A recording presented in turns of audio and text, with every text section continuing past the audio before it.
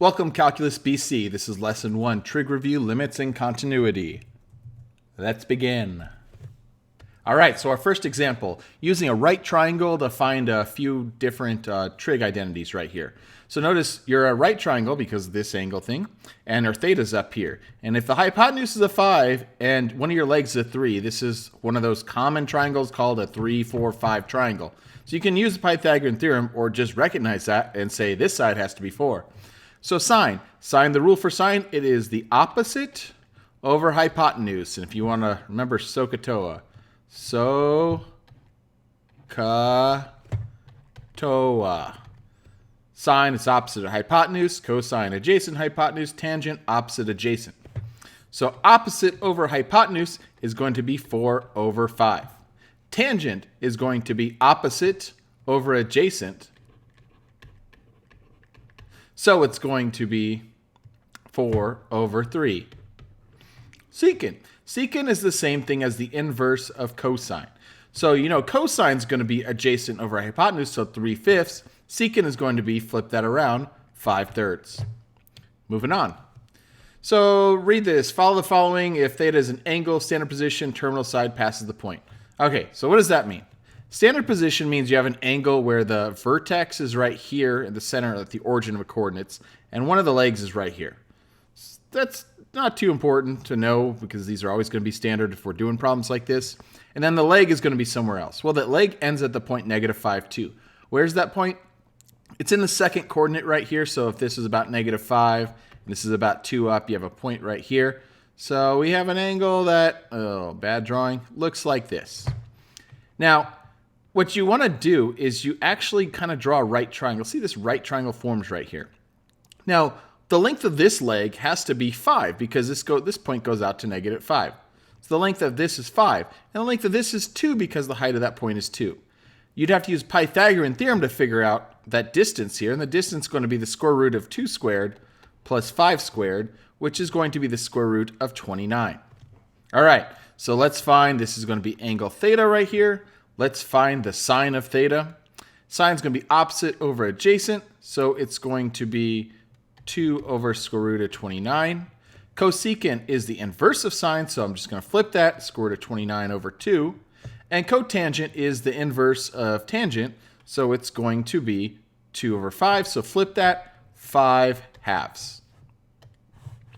Okay, this one. Draw angles in standard position, make reference angles. Like, oh, there's a lot of words in here. But what I want you to do is I want you to draw this angle first. So 210 degrees, you start right here. And where does 210 degrees? Think like the unit circle here. So 210 is this, if this amount is 180, 210 goes an extra 30 right here. So that's your 210 degrees. And what happens is I'm going to ask, what's the cosine of 210 degrees? And this comes back to learning your unit circle. So if you remember the unit circle, cosine, which is going to be your x values, happens right here. That is actually going to be at negative square root of 3 over 2. Tangent of 315 degrees. Well, tangent of 315, again, this is your reference angle. This is 180. This goes another 90. This is at 270. So 315 is just another 45. So it's going to be the halvesies point right here. Let's call that halvesies. So this is your angle. Now it's tangent of 315. Again, unit circle. Tangent's the same thing as your sine value over your cosine. Usually you don't memorize the tangents. So you just memorize sine and cosine. Now sine at the angle right here, which is the halfway point, is going to be negative square root of 2 over 2. And cosine is just square root of 2 over 2. These will cancel out, so it's just -1 over 1, which is just -1. All right. This kind of problem. So just a reminder, 2 pi radians is 360 degrees. That means pi radians is 180. This R just means it's radians. It's just the way the author writes things. So we got to find some common radian measures, and so convert these to degrees. So you can memorize the unit circle. You might, if you want to. You know, pi over 2, that's just the straight up one, so that's 90 degrees. You can also use conversion. Unit conversion here. So you go pi over 2, and that's in radians, and you multiply it by, if you want to convert to degrees, 180 degrees over pi. So what happens, the pi's cancel. 80 divided by 2 is going to be 90 degrees. So you can convert that. So again, I can do the same thing over here. Multiply that by 180 over pi. And your pi's are going to cancel out. 180 divided by 4. If you want to do the math on that, that's going to be 45 degrees. This one right here, this is going to be 60 degrees. And this one right here, again, it's going to be 30, but I'll just do the math. 180 over pi. Cancel. You're left with 30 degrees. All right. You can do more of these. And again, it's either memorizing the unit circle or using that ratio to convert. So I'm just going to use the ratio to convert. So multiply it by 180 over pi. Pi's will cancel. The 4 in this 80 reduce, and this reduces down, divided by 4, you're going to get 45.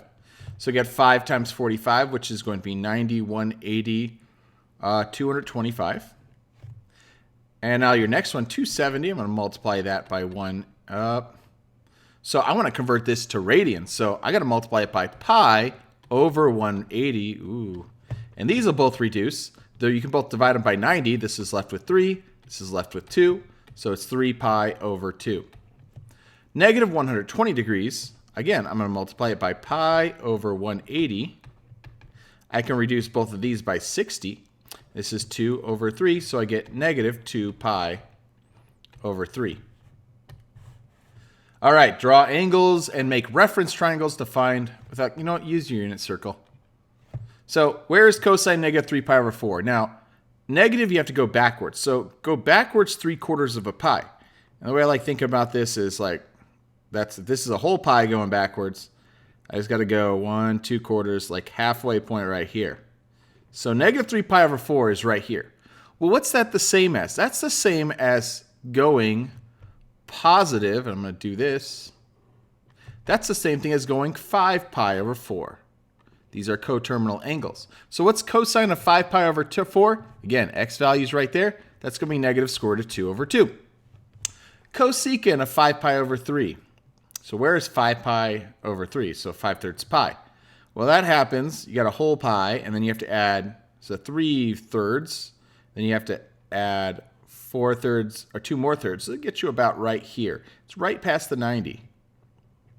So what is cosecant? And a reminder, that is the same thing as, cosecant is the same thing as 1 over sine.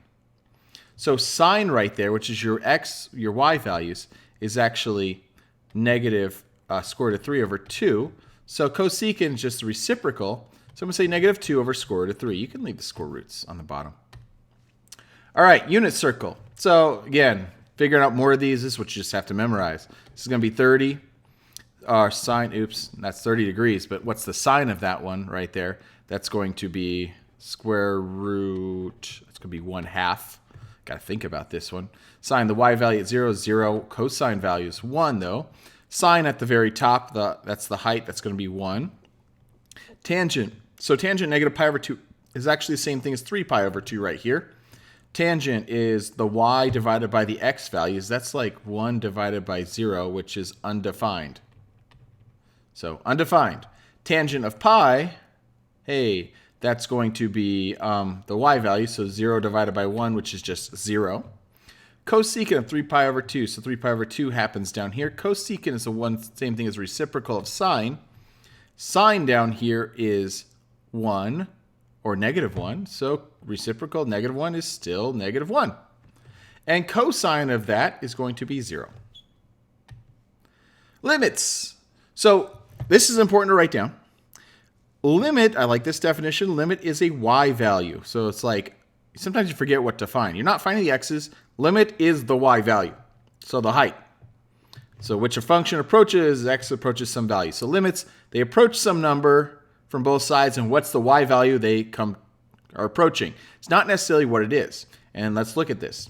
So if I say the limit as x approaches negative 4 of f of x, negative 4 is right here, and the limit you have to look at both sides. So going this way and this way, that's going to be 1. Well, if you want to find f of negative 4, that's taking this function, and which point is it? At negative 4, the height is actually 1. So that works out. They're the same because that black dot's right there.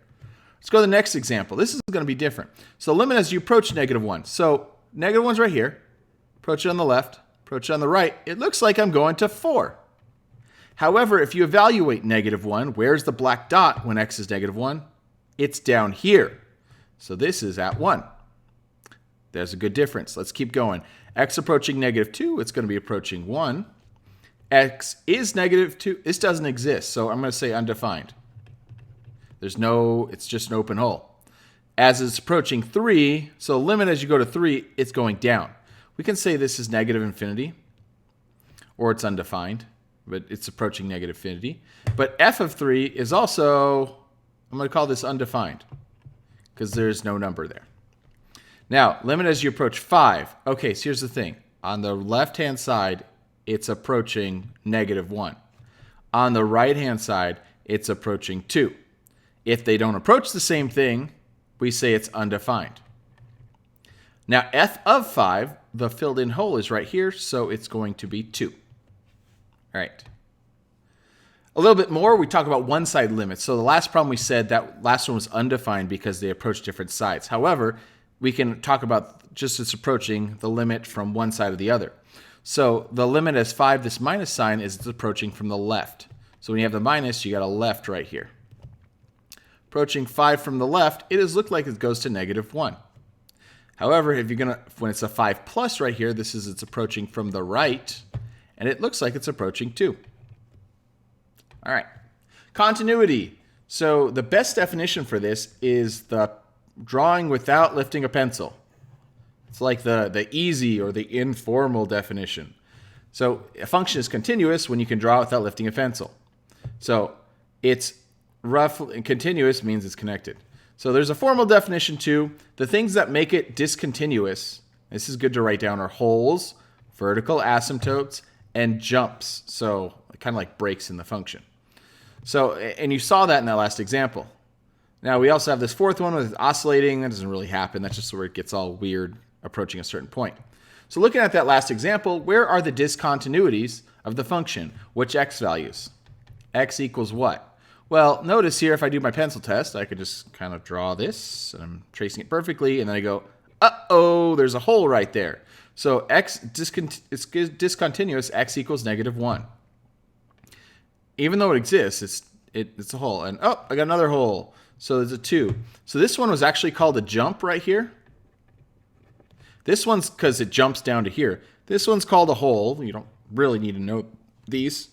And then we have a problem right here at x equals 3. This is called an asymptote. So that's because it's getting closer and closer but never touching. And then this is also a jump. Maybe this is also a hole. I don't know. So we have problems at 3 and we have problems at 5. These are all discontinuous. This is a good example to write down. Removable and non-removable. Okay, so this sometimes comes up. Discontinuities are either removable or non-removable. So removable means the function has a limit. And non-removable says the limit doesn't exist. So when there's a hole, it's removable. When it's something else, like a jump, asymptotes, it's not. So for example, what is removable in this case? X equals right here would be a good removable. So at -1, because it's a hole. There's a hole in the graph. Also at 2. This asymptote would not be removable because it's an asymptote. And this we actually call a jump. So I got it wrong the last slide. This is not removable. It's like if you could just fill in the hole, it's removable. All right, moving on. So sometimes with functions, we want to evaluate limits. We could just substitute the value and it works when they're continuous. So this is a polynomial function, which is continuous, x approaching 3. Just plug in 3, so you get 3 times 3 squared plus 2, which is going to be 27 plus 2, or is 29. Now check this one out. I can do the same thing. So I get 1 squared plus 1, which is going to be 2, over 1 plus 1 is 2, reduces to 1. Check this one out. Cosine of 2, you plug in pi over 3, so it's cosine of 2 pi over 3, and you memorize your unit circle. So that happens at the x value, I think -1/2. Yeah, sounds good. Piecewise functions. This is where you get the jumps. So piecewise are basically your jump. You're doing something on one side, and then you jump to something else over here. So that's, if writing it algebraically, it looks like this. So sometimes we can use these to evaluate one or two-sided limits. Now, if this is a function right for 26, this is two different pieces. Now, if I wanted to say the limit as you approach 1, you have to check to make sure the left and the right are approaching the same number. So both of these functions, notice it jumps at 1. So as you're approaching for the top one, if you plugged in 1, you would get 4 minus 1, you'd get 3. Okay? For the bottom one, you get 4 times 1, so 4 minus 1, which would also be 3. Since they're both 3, the limit is 3. They match.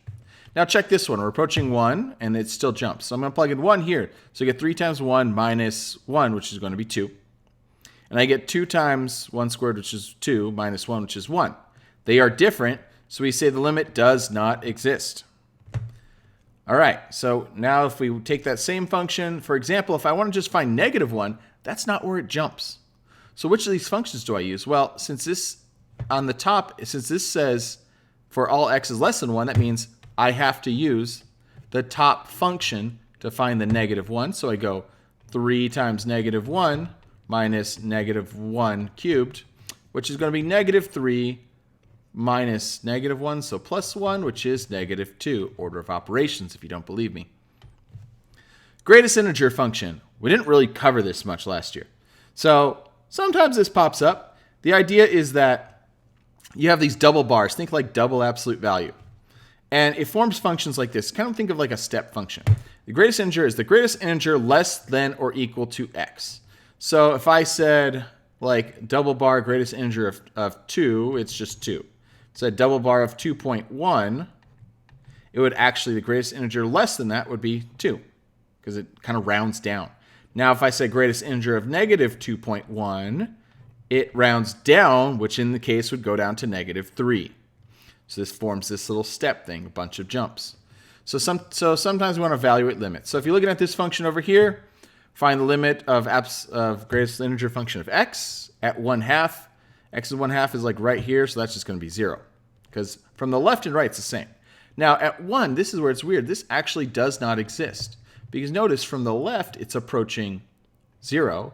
And from the right, it's approaching 1. So it does not exist. We have to do one-sided limits at the jumps. Now, this one, okay, I don't have a picture of this one, so how do I do this? Well, sometimes what I would do is I'd just actually plug in values that are really close. I say 5 from the negative sign. That means from the left side coming in. So I say numbers a little smaller than 5. So I'm going to say like 4.9. So what is it approaching? If I plugged in 4.9, like what integer is it looking like? So I'm going to get 2 times 4.9, which is going to be 9.8 minus 3, which is going to be, what's that, 6.8? So if we do the greatest integer of 6.8, you are going to get 6, and that's your answer. Oh, we're done. Yay.